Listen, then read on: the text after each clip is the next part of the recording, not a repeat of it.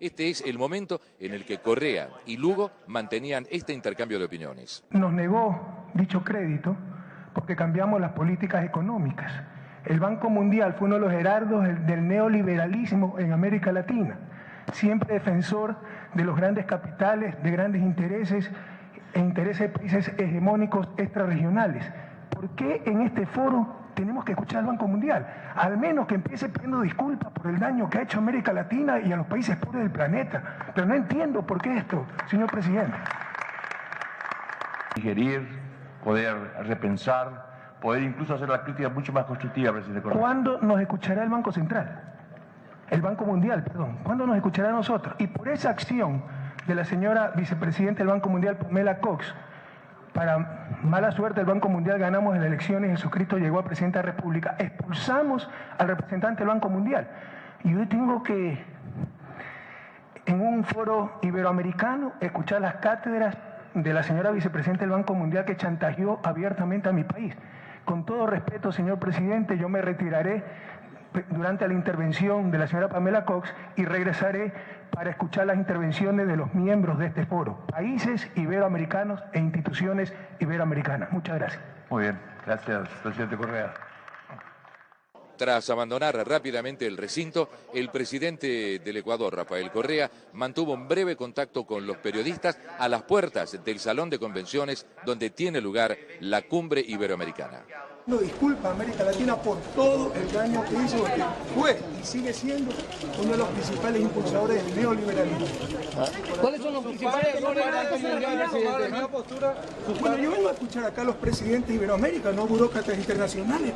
¿Cuáles son los principales errores del Banco Mundial para que la gente entienda? Pero por favor, pues si junto al Fondo Monetario y en parte el BID fueron los que impusieron el neoliberalismo en América Latina y en el mundo entero, pero sobre todo en América Latina. Ustedes saben el desastre que fue ese experimento. ¿Nunca sirvieron las recetas del Banco Mundial, presidente? ¿Perdóneme? ¿Nunca sirvieron las recetas del Banco Mundial? No puedo decir que nunca, pero las últimas décadas fueron en función de fundamentalismos ideológicos del gran capital y de intereses de países hegemónicos. Muchísimas gracias. Este es el momento en el que Correa y Lugo... Gracias a todos los colectivos que nos han apoyado para la producción de estos episodios de Cómo es la Vaina con el FMI. Realmente quisiera agradecer ese gran esfuerzo para poder llegar a toda la ciudadanía. Bueno, en el primer episodio de Cómo es la Vaina con el FMI vimos un poco de los antecedentes históricos de qué es el FMI, quién manda en el FMI, el tema de que Estados Unidos tiene el poder de veto en el FMI y cómo eso ha significado que ha tenido una influencia bastante amplia en la política económica de los distintos países del mundo. En el caso nuestro, revisamos los distintos acuerdos, cartas de intención, acuerdos de stand-by que se habían llegado con el FMI a lo largo de la historia y pusimos énfasis en el acuerdo que se llegó con el FMI en 1994, en el que básicamente dejaron por escrito todo lo que iba a pasar con la crisis financiera. Desregularon a la banca, permitieron la especulación del dólar con el sucre, permitieron que los bancos creen oficinas offshore, los créditos vinculados, todo a propósito del famoso libre mercado financiero, el reducir el rol del Estado, etcétera, ¿no? Y ya sabemos qué consecuencias nefastas que tuvo eso con la crisis de fin de siglo y las catastróficas consecuencias en términos de la expulsión de más o menos una quinta parte de la población ecuatoriana. En el episodio 2, en cambio, ya nos dedicamos a analizar específicamente el acuerdo que acaba de firmar el gobierno de Moreno con el FMI.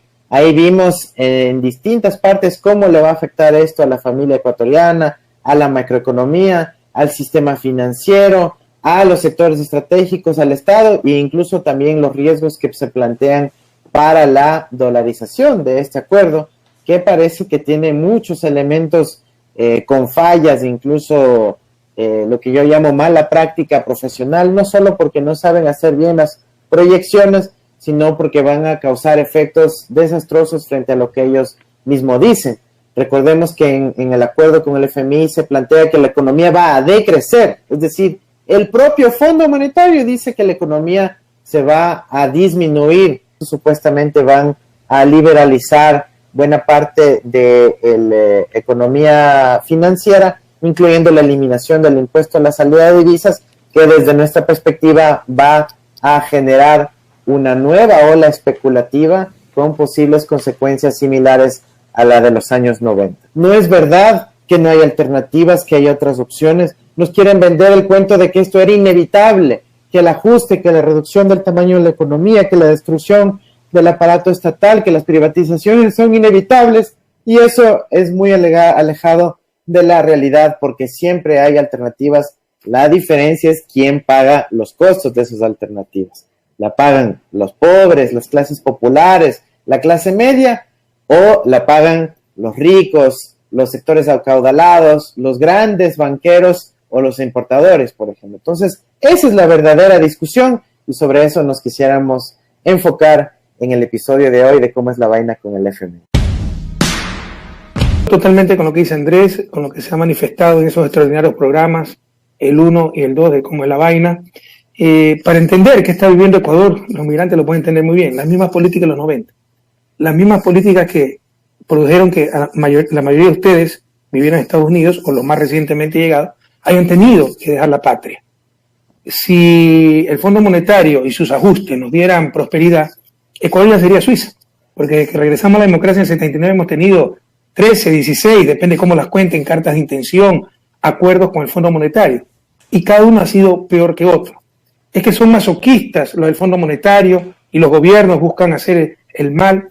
Esto es político, buscan dar el manejo de la economía al sector privado, al capital transnacional y sobre todo al capital financiero. Con los 10 años de Revolución Ciudadana perdieron ese poder. Nos fue muy bien. ¿Quién puede dudar? La década de oro. Duplicamos el tamaño de la economía. Fuimos los campeones regionales en reducir pobreza. Pasamos de ser de los 3 países más inequitativos de América del Sur a ser de los 3 más equitativos. Estamos a la vanguardia mundial en muchísimas áreas. Pero no tenían el poder. No eran ellos los que mandaban. No ganaba o no aumentaba 68% la utilidad del Banco El Pichincha, como aumentó en el 2018. En consecuencia, ¿no?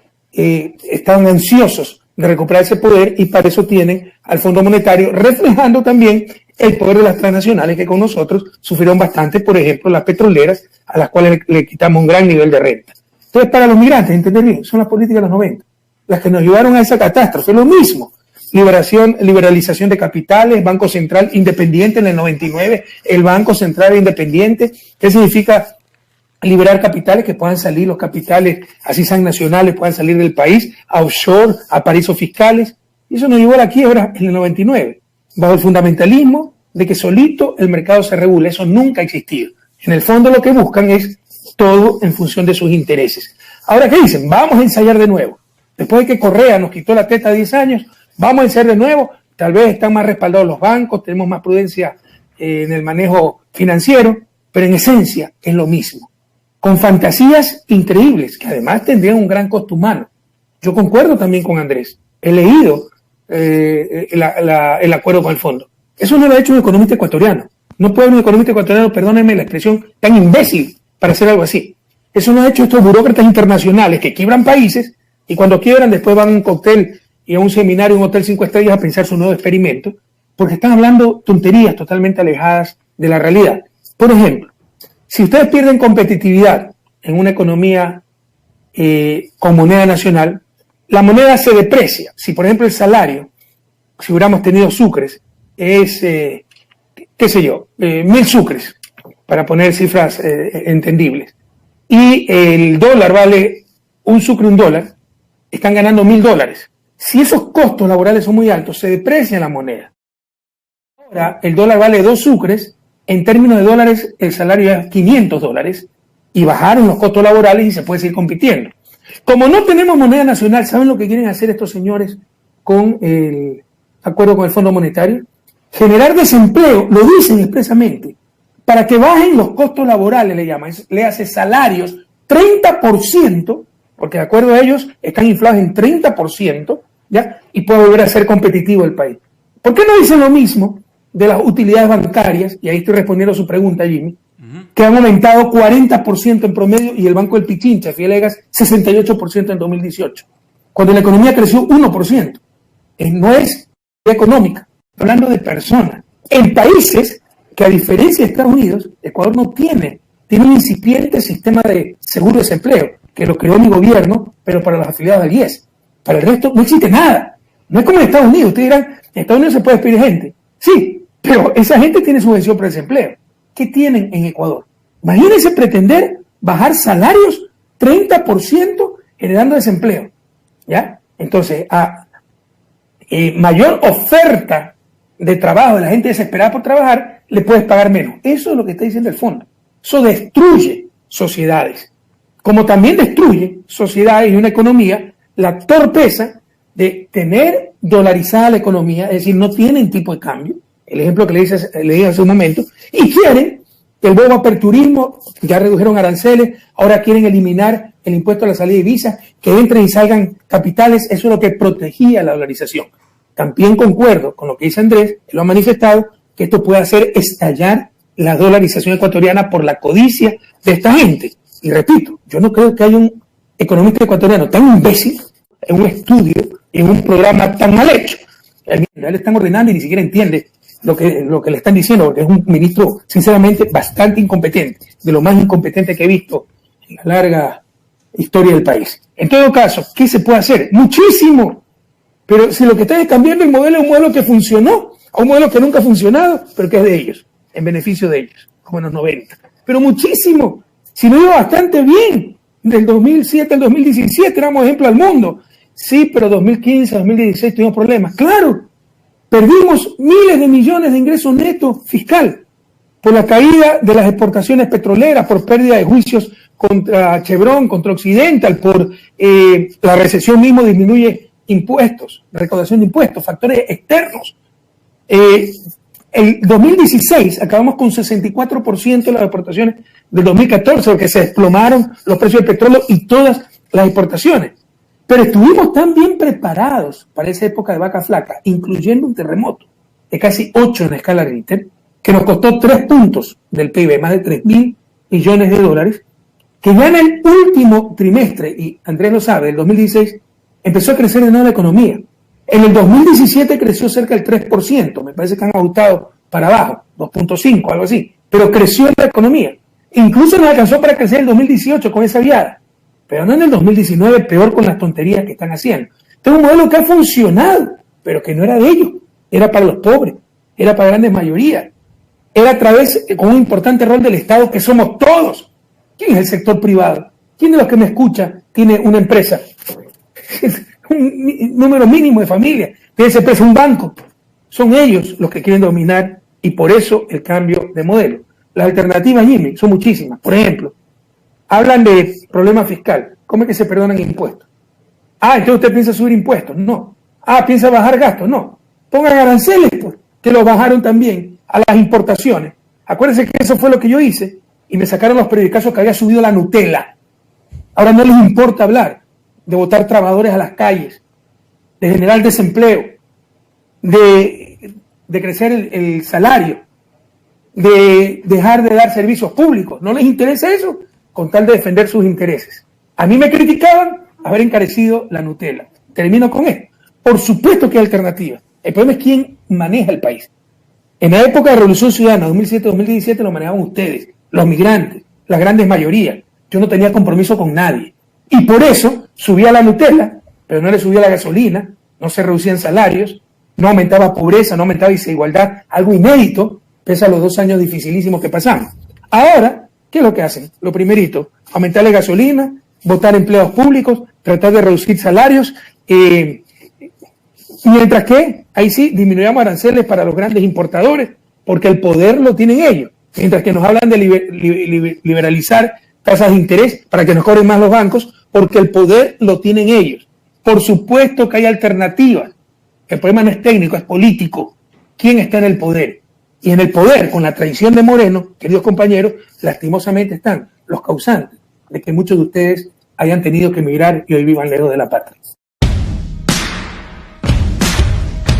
Presidente, en estos momentos que una vez más los ecuatorianos vuelven a migrar otra vez, a salir del país, y si bien los migrantes hacemos un esfuerzo inmenso para enviar al Ecuador, al país, como 3.000 millones de dólares cada año, al mismo tiempo el FMI publicó unos datos muy interesantes donde los bancos ecuatorianos aparecen en el segundo lugar en fuga de capitales.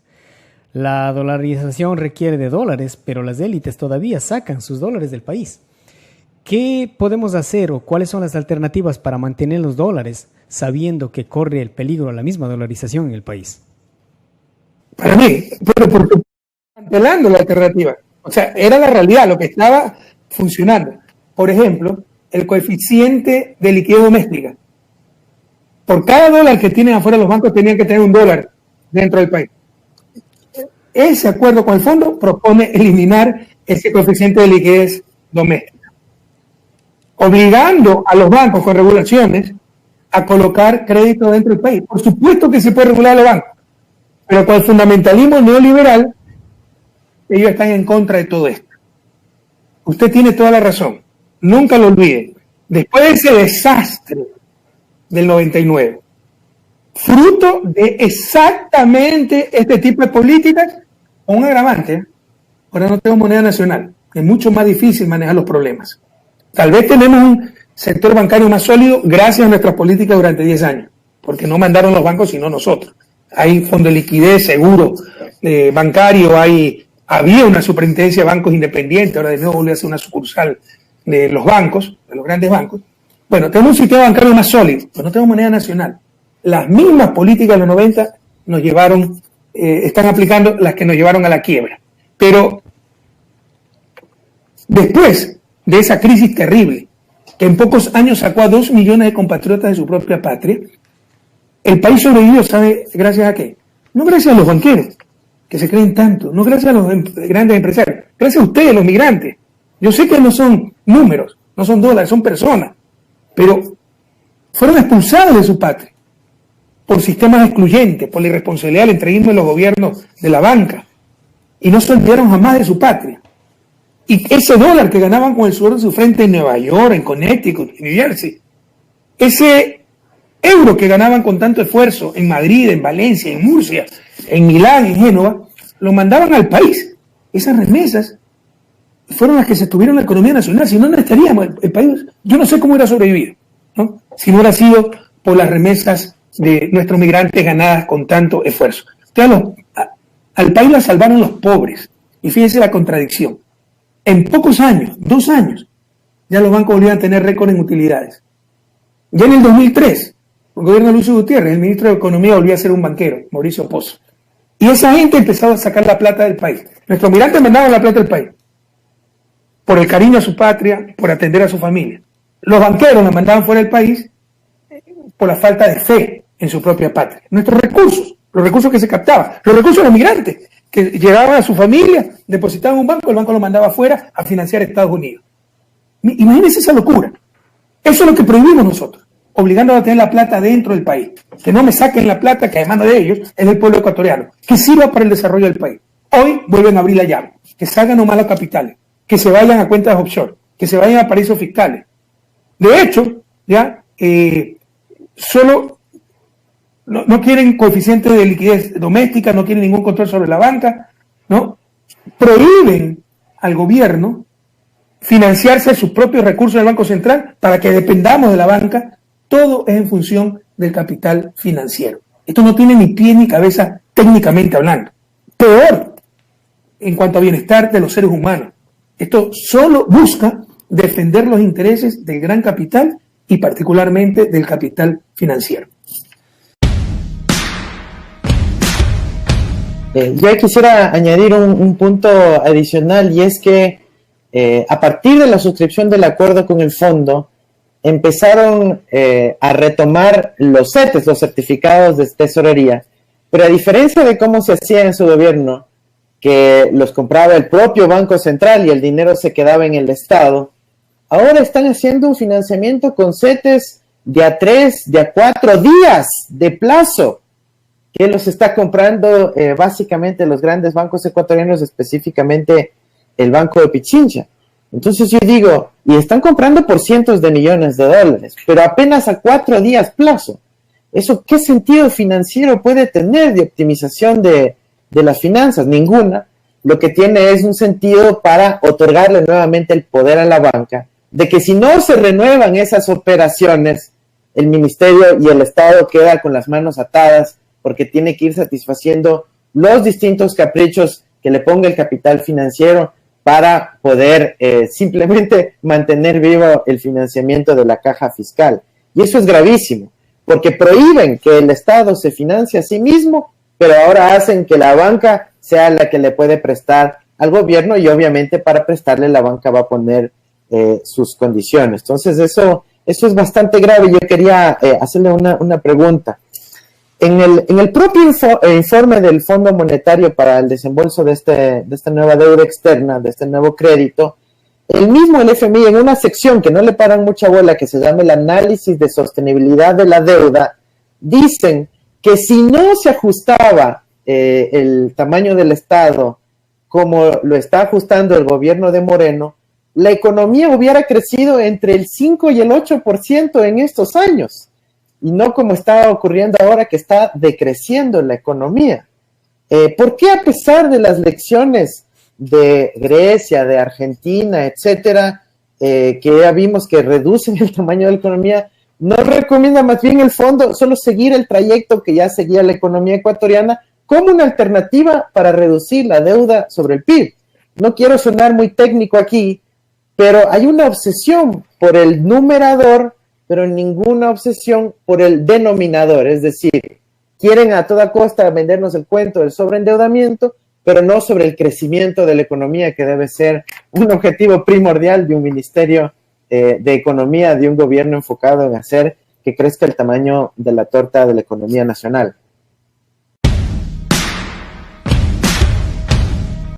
Porque es político, Andrés, es político, y tú lo sabes. Yo sé que me preguntas sabiendo la respuesta. Esto técnicamente no tiene ni pie ni cabeza. Es político, quieren retomar el control, lo que tú dices.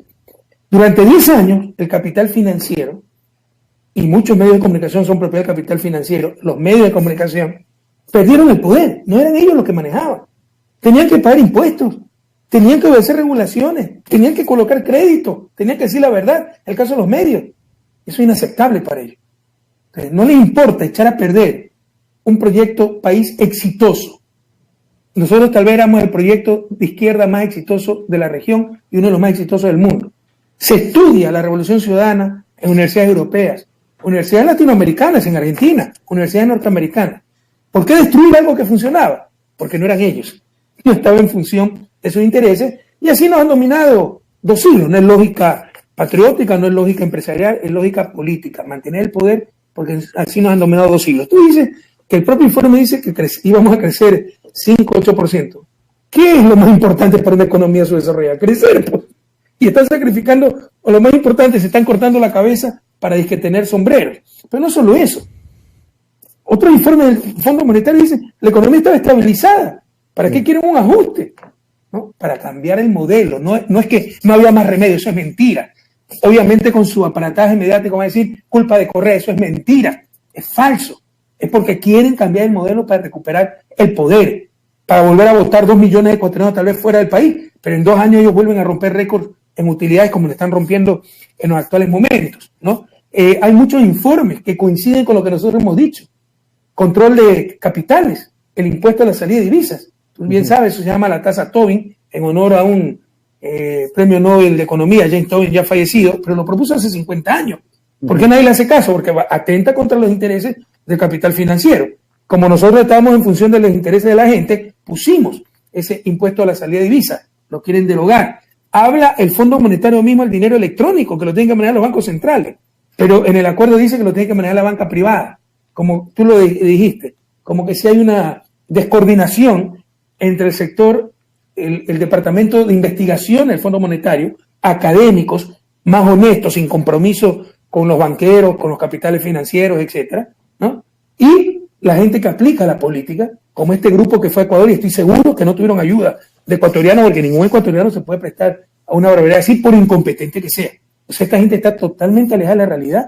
Es una falta de profesionalismo terrible este informe. Entonces, es por eso. No es una lógica de crecimiento, de bienestar, no, olvídense de eso. Pero no lo digo yo, lo dice informe norteamericano, el informe Messler de la década de los 90, en que pide un informe al Congreso de Estados Unidos porque ven que el Fondo Monetario está prestando plata sin control del Congreso de Estados Unidos, solo con autorización del gobierno, ¿no? Y el informe dice, sí, el Fondo Monetario ha sido utilizado como instrumento de política exterior del gobierno de Estados Unidos. Y el Congreso, bravísimo, no porque se lo haya utilizado como instrumento de política de un país cuando supuestamente es una organización multilateral, sino porque no le hayan pedido permiso al Congreso. Por eso estaba bravo. Esto no es descubrir el agua tibia, todo el mundo lo conoce. ¿Por qué el entreguismo? Por traidores como Moreno. Pero esta gente no busca el crecimiento, no busca el empleo, no busca el bienestar. Busca defender los intereses de Estados Unidos, que tiene poder de veto sobre el Fondo Monetario, de sus transnacionales y del capital financiero internacional y nacional. Que nadie se engañe. Es una cuestión política, de poder, no técnica. No es que buscan bienestar de la gente, no. Buscan mantener el poder. Y el poder lo tiene en estos momentos capital financiero, grandes empresarios, grandes negocios, grandes capitales, y están obedeciendo esos intereses. Los temas que vemos permanentemente en el Observatorio de la Dolarización es cómo tratar de preservar esos dólares dentro de la economía nacional para que sirvan como ecuatorianos. Y nos sorprendió enterarnos que hace pocas semanas, en secreto, porque logramos enterarnos solo porque hacemos un seguimiento muy cercano del registro oficial, de las publicaciones gubernamentales, se firmó un acuerdo comercial con los países Benelux, Bélgica, Holanda y Luxemburgo, para facilitar la importación de papa frita. Algo que uno diría, bueno, pero en el Ecuador papas sí tenemos, esas no me pueden decir que no producimos.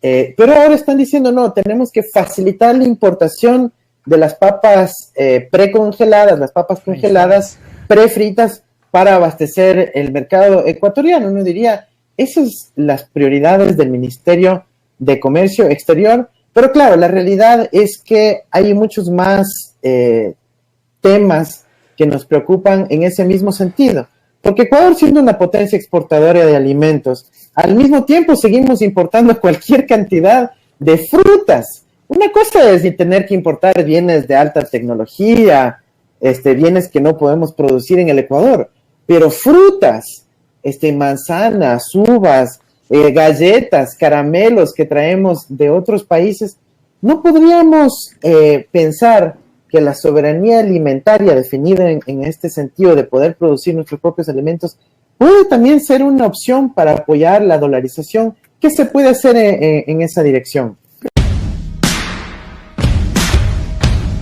Pero por supuesto, Andrés, lo que tú estás hablando son conceptos, y tú lo conoces, muy conocidos, perdóname la redundancia, ¿no? Se llama sustitución de importaciones, que fue un concepto correcto, muy mal implementado en América Latina, aunque incompleto.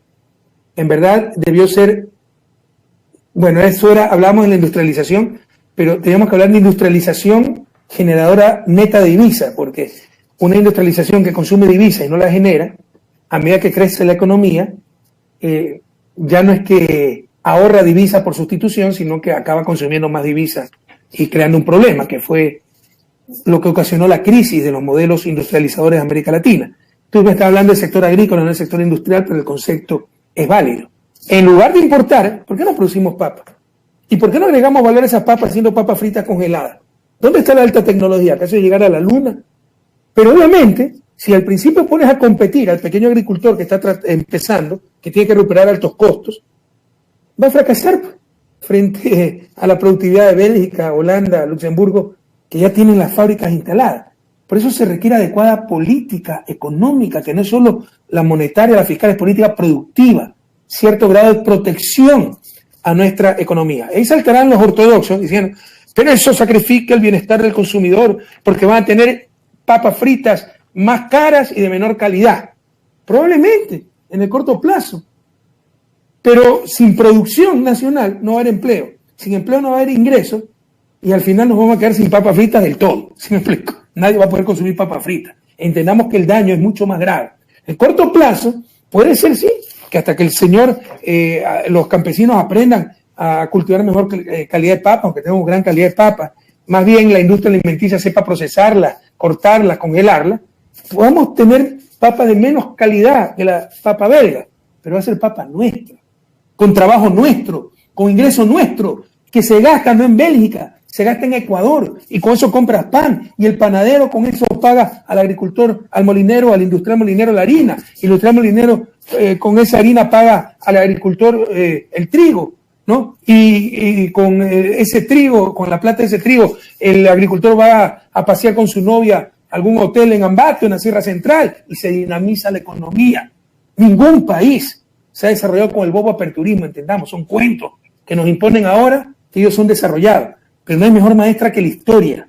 Ningún país se ha desarrollado sin una adecuada protección de su moneda nacional. Si esto ya es grave en circunstancias normales, es 10 veces más grave con dolarización.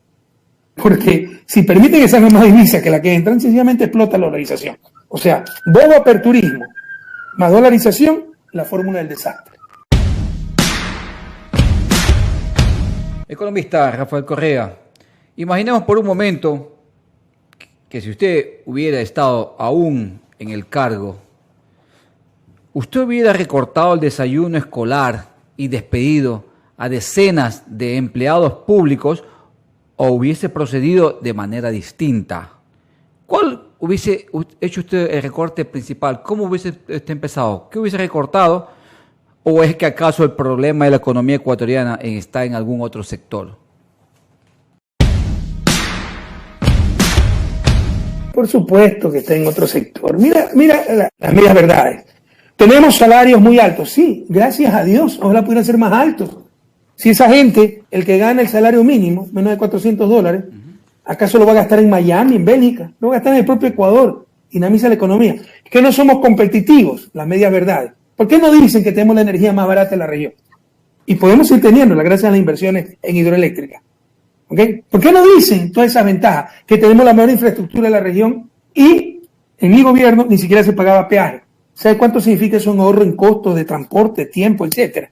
¿Por qué no dicen esas cosas? En que tenemos grandes ventajas, ¿no? Las comunicaciones de Ecuador también son relativamente baratas. La energía es de la más barata de la región. No, que el costo laboral... ¿Por qué no dicen que los costos financieros son demasiado altos y que hay que reducir la utilidad de los banqueros? Todo es política. En este momento cortar por lo más débil la clase trabajadora. Entonces, mira, estas políticas que se llaman políticas de austeridad jamás han dado resultados. Jamás tú desarrollas un país y da bienestar generando desempleo, decrecimiento. No, así quiebran los países. Y el daño es de largo plazo, porque no es solamente que hay una recesión, hay sufrimiento, hay desmotivación, ¿no? Es difícil hacer una empresa. Es muy fácil destruirla. No es que, bueno, decreció la economía, piensan decrecer la economía 0.5% en términos reales, eso en términos nominales en 2019 serán unos $1.000 millones. En el sector industrial, por cada $10.000 se genera un puesto de trabajo. Estamos hablando de 100.000 puestos de trabajo que probablemente se vayan a perder 100.000 puestos de trabajo, ¿no? Entonces, no es que votaste al desempleo de esa gente, ya el sufrimiento de por sí, muchos de ellos sin seguro de desempleo, si no están afiliados al IES, si estaban en el sector informal, qué sé yo, ¿no? Pero no es que empiece a reactivarse la economía y vengan enseguida, eso no existe. Es muy fácil destruir, muy difícil construir. Entonces, los efectos de estas políticas de austeridad recesivas, el ajuste que le llaman, no 1 año, 2 años, como esta gente pretende, de largo plazo. Y si eso nos llevara al desarrollo, les insisto, ya seremos Suiza, porque de eso hemos vivido desde el regreso a la democracia en el 79, salvo el periodo 2007-2017 de la Revolución Ciudadana. Políticas de austeridad que han destruido países enteros, el nuestro propio, pero vean el caso de Grecia, el propio caso de España, cuánto tiempo le costó superar la crisis de la hipoteca por esta clase de políticas, ¿no? Y el costo en bienestar es altísimo, es cortarnos la cabeza, como él le dice, para comprarnos sombreros, es decir, no le desayuno a los niños para que tengan el estómago vacío y no puedan aprender, ¿no? Y son efectos no de corto plazo, son efectos de largo plazo. El daño es muy grande, el daño que producen es muy grande.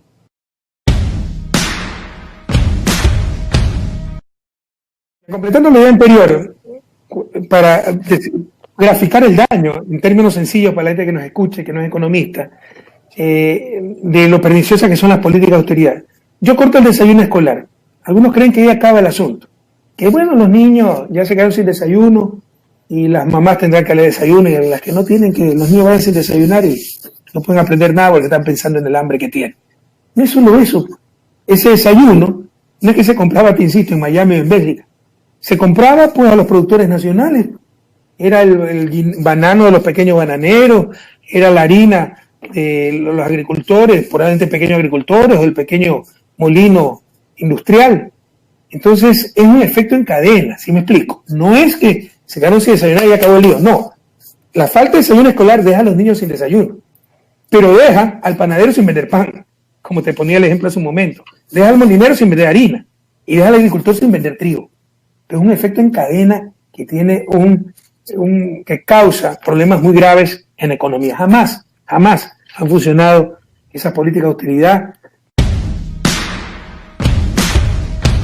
Presidente, si bien en la década de la Revolución Ciudadana impulsábamos al país del conocimiento y pues impulsábamos también al país de la industrialización, pues personalmente pues yo me emocioné mucho en el país del conocimiento a largo plazo, pero sin embargo viendo en el corto o mediano plazo, en todo caso veíamos la refinería del Pacífico.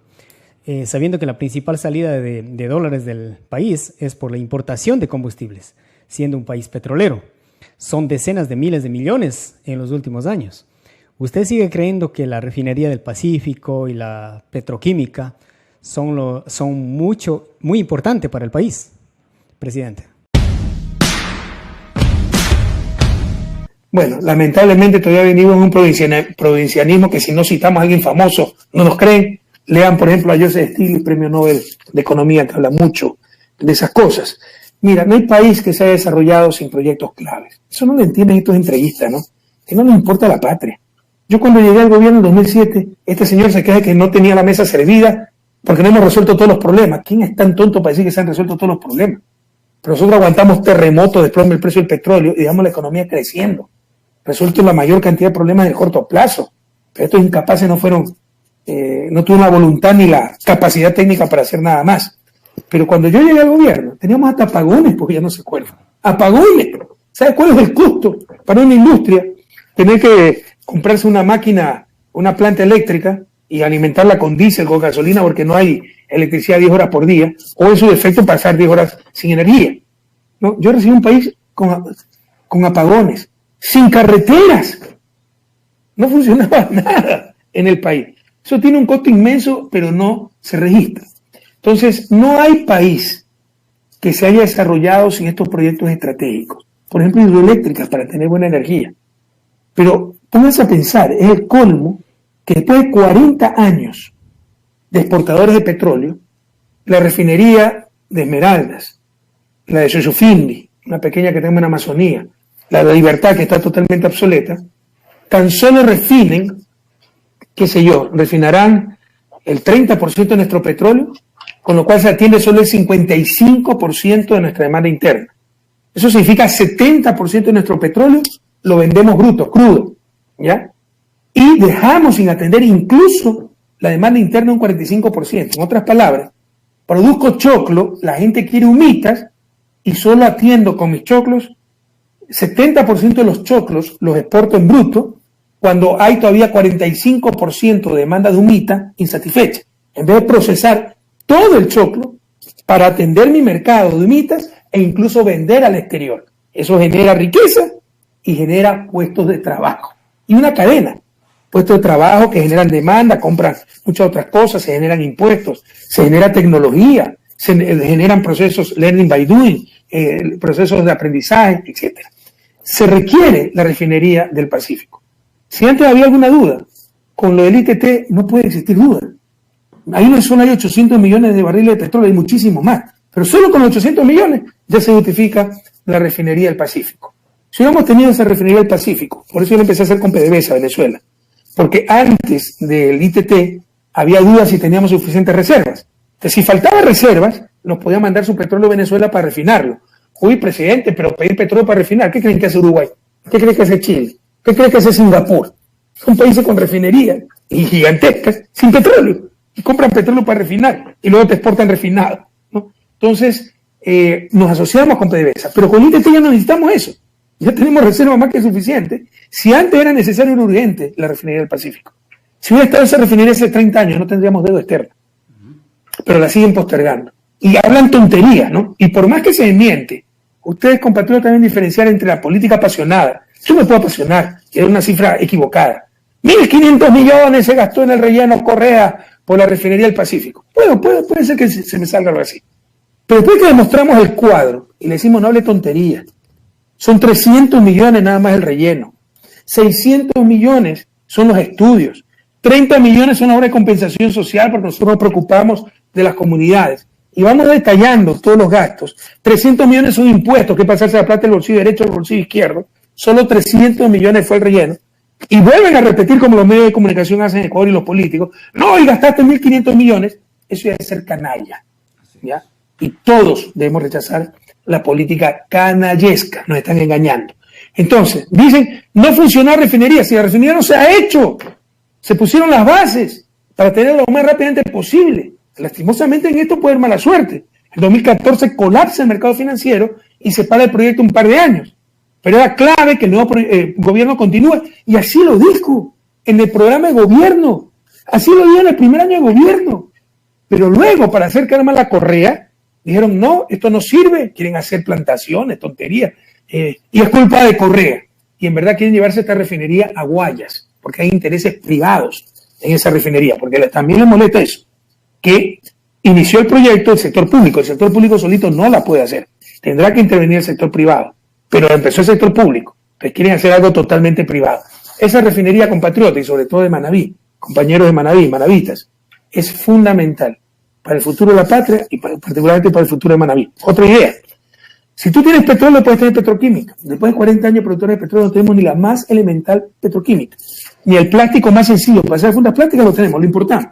Con la refinería del Pacífico va a haber esa petroquímica básica y se va a sustituir, que era lo que hablábamos hace un momento, centenas de millones de dólares en importaciones, con lo cual se fortalece la dolarización. Pero no les interesa a esta gente. A esta gente le interesa el negocio inmediato, no les interesa la patria. Para terminar, Jimmy, Manuel y Andrés lo conoce bien, en finanzas públicas hay un problema, tal vez deliberado, que tú registras el egreso, sueldos y salarios, pagué tanto, pero no el retorno, muchas veces, ¿no? Por ahorro, por ejemplo. ¿Saben cuánto nos están ahorrando las hidroeléctricas que construimos porque ya nos dejamos de importar diésel y gasolinas? Están ahorrando como 1.000 millones, pero eso no se registra. Se registra el pasivo, 2.000 millones para Coca-Cola Sinclair, pero no el activo, que Coca-Cola Sinclair vale 2.000 millones. Ecuador es más rico en 2.000 millones. Claro, 2.000 millones de activos, 2.000 millones en deuda, el activo neto es cero. No somos ni más ricos ni más pobres. Pero con el ingreso que me está dando permanentemente esa hidroeléctrica Coca-Cola, seremos más ricos en el futuro. Entonces, no te registra el activo ni el ahorro. Te registra el egreso financiero y te registra el pasivo financiero que adquiriste. Y así pareciera que todo es gasto. Correa dejó endeudado el país, lo cual es mentira. Le cuenta Andrés. Vean los documentos del Fondo Monetario, es una vergüenza. O sea, para la política dice, acaba de decir el farsante Moreno, 75.000 millones de deuda. Vean el documento del Fondo Monetario y hablan de 46.000 millones a finales del 2018. A finales, ya casi 2 años de gobierno, 46.000 millones. Mientras que Moreno para la parte política dice 75.000 millones. Así nos engaña, ¿ok? Entonces, me hicieron creer que el país estaba sobreendeudado, que todo es gasto, que se ha gastado por gusto, cuando el país más rico tiene miles de millones en hidroeléctricas, en carreteras, en puertos, aeropuertos, etcétera, que te dan un ingreso, ahorro, o evitan un egreso si quieres, pero eso no se registra. Solo en hidroeléctricas estamos ahorrando unos 1.000 millones. Solo con la repotenciación de refinería Esmeraldas estamos ahorrando unos 300 millones, porque antes teníamos que importar más combustible. 1.300 millones. Más lo que dejamos produciendo el ITT, ¿no? El inicio en Tiputini, que está fuera del Parque de Yasuní, yo nunca entré al Parque de Yasuní, dicho sea de paso, ¿no? Son como 800 millones más. Solo ahí tenemos más de 2.000 millones que está recibiendo el gobierno actual, como en el caso Tiputini, o que dejó de gastar. Yo hubiera querido tener esos 2.000 millones.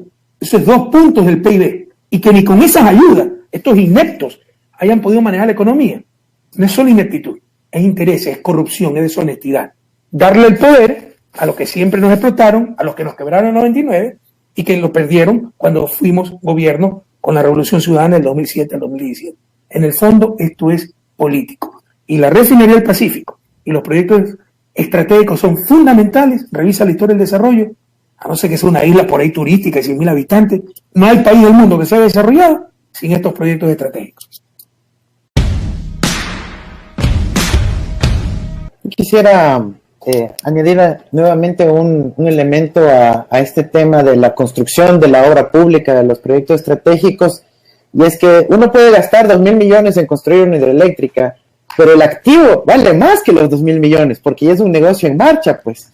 Y acá quieren privatizarlos, o como le dicen ahora, monetizarlos al precio del costo, y no a un negocio en marcha que ya está generando flujo. Es solo de sentarse y recibir el dinero que reciben. Entonces, realmente ahí hay una cuestión perversa, y justo sobre eso quería plantear una pregunta. Con este término que usa el FMI y el gobierno de la monetización, ya Moreno ha sacado un decreto ejecutivo dándoles 30 días que le manden la lista de todos los activos a monetizar, que es la nueva palabra sinónimo de privatización. En el propio texto del acuerdo con el FMI, se dice que en el 2019 se privatizará Sopladora y hasta el 2020 tiene que estar privatizada la red de transmisión eléctrica de todo el Ecuador, que es como decir la carne del negocio, porque todos tienen que pasar por la red de transmisión, ¿no? Es obligatorio. También el ministro de Finanzas ha anunciado la venta del Banco del Pacífico y ya se privatizó la sucursal panameña del Banco del Pacífico a el señor Fernando Pozo, hasta el año pasado gerente del Banco del Pichincha, ya renunció al banco y compró el Banco del Pacífico Panamá. ¿Por qué, si es que lo que quieren ahora es privatizar, y como lo dice un informe que Santiago Cuesta le envía a Moreno en los INA Papers, donde dice hay que privatizar todo, con eso le damos la plata al IES y el IES pone esa plata en la banca privada, ¿no? Lo dice un informe que se puede encontrar en los INA Papers, pero ¿por qué, si es que lo que quieren es privatizar, hablan tan mal de las obras? Pues uno diría, si yo quiero vender, tengo que hablar bien para poder ganar más dinero por la venta. Pero acá dicen que la refinería de Esmeraldas va a explotar, que está todo mal hecho y ahora quieren privatizar. No me cuadra. Si es que el objetivo es recaudar la mayor cantidad de plata, ¿por qué hablar mal de las obras?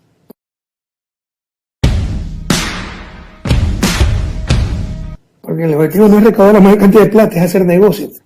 Imagínate llamarle a Coca-Cola Sinclair, la inversión más grande de la historia del país, que nos hizo superavitario esa energía. Cuando llega el gobierno importábamos, comprábamos energía a Colombia. Ahora le vendemos energía a Colombia y Perú. La llamaron elefante blanco. Le buscaron las microfisuras. Normal es un proceso de construcción si se asienta la obra, que se van corrigiendo, eso está garantizado. Y como su nombre indica, eran micro. Para decir que era un elefante blanco. Pistazo sacó que era chatarra. La refinería del Pacífico, la refinería de Esmeraldas iba a explotar. Para venderla pues a precio de gallina enferma, y que los ecuatorianos honestos hasta aplaudan que estamos vendiendo nuestro patrimonio barato. Porque si no explotaba la refinería, si no se derrumbaba Coca-Cola Sinclair, no están mintiendo. Como nos mintieron con que había crisis o endeudamiento, que hay que privatizar, que ahora le llaman monetizar. O sea, monetizar es convertir Coca-Cola Sinclair en 2.000 millones de dólares y que sacan 2.000 millones de dólares. Como dice Andrés, eso no vale 2.000 millones. Eso vale todos los flujos que está dando a través del tiempo, que traído a valor actual, como llamamos los economistas, sería 6.000 millones de dólares, que no van a pagar nunca estos piratas que quieren llevarse nuestro patrimonio en pesos. Entonces, ya, nos hicieron creer que todo estaba en crisis, sobreendeudado, culpa de Correa, entonces hay que vender todo. ¿Y por qué entonces la flexibilización laboral? ¿Qué tiene que ver con la crisis? ¿Qué tiene que ver con el sobreendeudamiento? Entiendan que nos están engañando. Todo hay un plan ahí para volver al país al pasado, a las manos de los banqueros, de las transnacionales, los países hegemónicos, del Fondo Monetario, de esta burocracia internacional. No sé si me entendieron la idea. Sí. O sea, quieren privatizar porque quedamos sobreendeudados al país. Es mentira, ¿no? Pero bueno, asumiendo que sea verdad, ¿qué tiene que ver eso, la flexibilización laboral? ¿Qué tiene que ver reducir salarios reales, sector público y privado, con el sobreendeudamiento? Es la propaganda para decir no había más camino, no tiene que ver causa con efecto, la supuesta deuda pública con la jornada de 40 horas, 8 horas por día, pero que con ese escenario dantesco que nos plantearon, ya la gente pierde la objetividad y creen que estamos dispuestos a aceptar cualquier cosa y cualquier absurdo. Y con los medios de comunicación que tenemos, que no informan, sino que manipulan, algunos los confunden incluso. Compatriotas, están saqueando el país.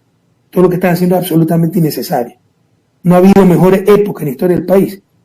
Vean todos los estudios internacionales. En América Latina, del 2002 al 2014, la época de oro de América Latina.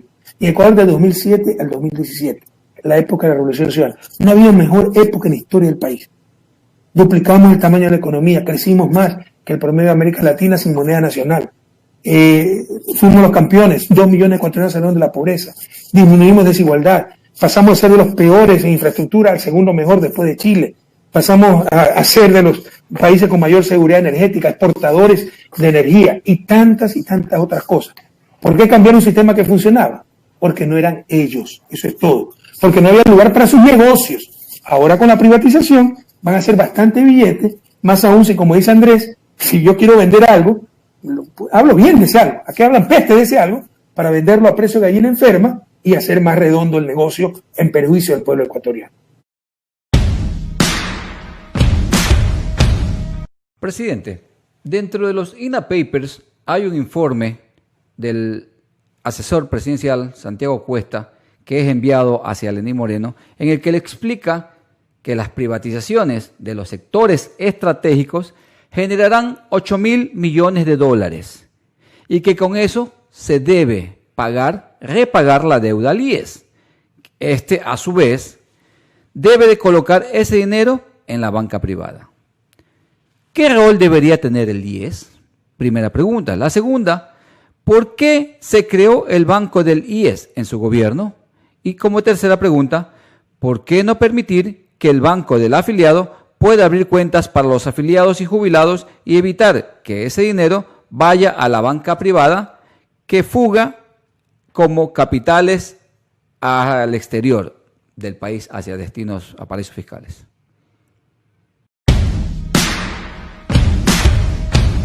Compañeros, el gran Simón Bolívar decía, no nos dominarán por la fuerza, sino por la ignorancia. Así es. Y algunas veces perdemos nuestra capacidad crítica. O sea, por ejemplo, para mantenerse en el poder, Moreno, ¿qué se pasa diciendo estos 2 años? Mentira. Que todo ha sido corrupción en mi gobierno. Por el caso de Brecht, que ocurrió en 12 países. 12 países. Y ahí no hay ningún alto cuadro de la Revolución Ciudadana. Y por el caso de Refinería de Esmeralda, donde el pillo fue Capaya con su primo Carlos Pareja Cordero, social cristiano Carlos Pareja, Capaya nunca fue Alianza País nada. Y de ahí funcionarios de Petroecuador y empresarios privados, ¿no? Pero aprovecharon eso para decir que todo había sido corrupción. Oiga, cualquier persona con elemental sentido crítico dice, pero si usted fue 10 años por parte de ese gobierno, presidente Moreno, fue 10 años, y no fue secretaria, fue vicepresidente 6 años, que no se dio cuenta, o es tonto, o es cómplice, o está mintiendo, y está mintiendo. Por ejemplo, para involucrarme en el caso Valda, hicieron análisis de supuestos expertos diciendo que teníamos una policía política, como en las dictaduras de los 70 en el Cono Sur, policía política persiguiendo a la gente. El caso Valda fue en el 2012, vicepresidente Lenín Moreno. ¿Ustedes creen que por estúpido que sea un vicepresidente no se va a dar cuenta que existe una policía política? Es decir, nos presentan cosas imposibles, pero como si hemos perdido nuestra capacidad crítica. En esto, de que hay que privatizar porque Correa dejó al país quebrado. Este informe Cuesta, no sé si es este, pero al menos un informe Cuesta, lo dio el 30 de mayo del 2017, a la semana de haber llegado al poder Lenín Moreno, cuando ni se hablaba de crisis, pero ya le presenta el plan de privatizaciones. Esto ya lo tenían programado, Moreno y su jorga. Recibe el 30 de mayo del 2017 a Manafort, ex jefe de campaña de Trump, hoy preso por corrupto en Estados Unidos, y le ofrece privatizaciones. Manafort viene con empresarios, como representante de empresas chinas, junto a Santiago Cuesta, para privatizar las cosas. Lean, por favor. Eso está en los testimonios en el caso Manafort en Estados Unidos. Entonces después inventaron que hay que privatizar para pagar la deuda del 10 porque Correa dejó endeudado. No, lo tenían planificado al principio. Están buscando cualquier tontería para justificar lo injustificable. Recuperemos el sentido común, la lógica, el sentido crítico. Sobre el 10, ustedes sí saben de dónde viene esta deuda del 10 y que la volvieron a imponer este absurdo. ¿Ya? De los 1.000 millones que el Estado subsidiaba sin tener que subsidiar, el 40% de las pensiones jubilares. O sea, hasta ese, y también subsidia al ISFA, ISPOL, Y hay pensiones de $5.000, que eso debe ser revisado. Pero hasta las pensiones de $2.000, el 40%, $800, lo subsidia el gobierno central, no son fondos del IES. ¿Por qué? ¿Por qué tenemos que hacer eso?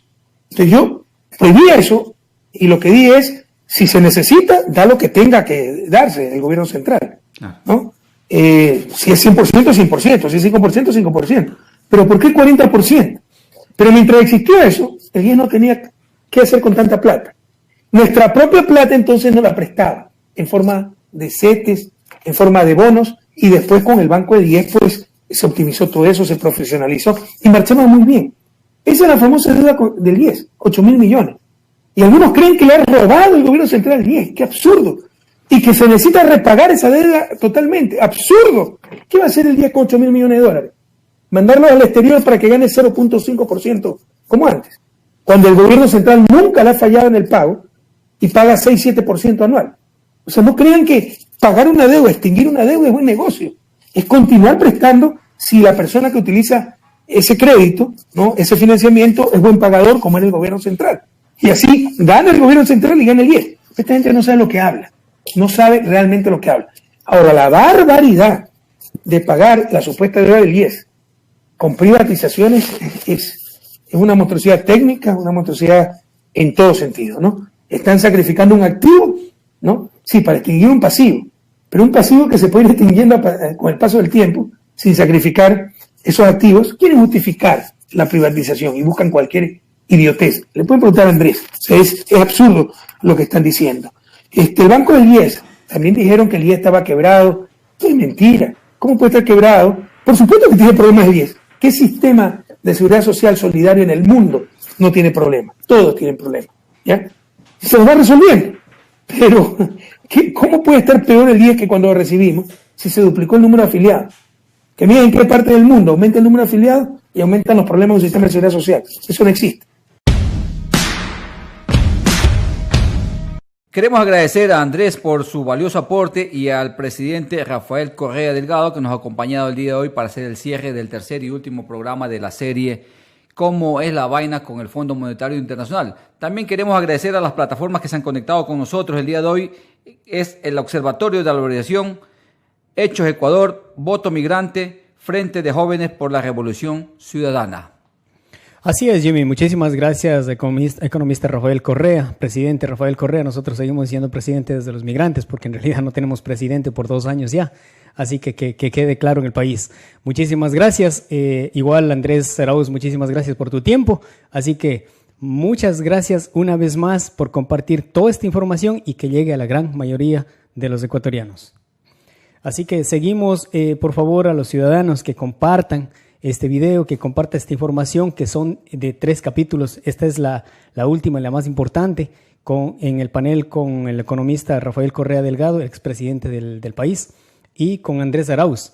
Es muy importante, ahí está muy clara la información de cómo nos afecta en la vida diaria y cómo nos vuelven al pasado con el regreso del Fondo Monetario Internacional. Hay que recordar que el Fondo Monetario Internacional, y ha estado por muchos años, por muchas décadas, definitivamente ellos son los que han gobernado el país usando títeres o simplemente vasallos en nuestros pueblos. En este caso, ya ustedes verán lo que está pasando con Argentina en un caso más cercano y ahora pues con el Ecuador. Así que no debemos de permitir, debemos de entrar en la lucha, debemos de ya salir a las calles. Y pues no podemos permitir más que sigan vendiendo y llevándose el país en pesos. Así es, Manny, y esperemos que este programa llegue, compartan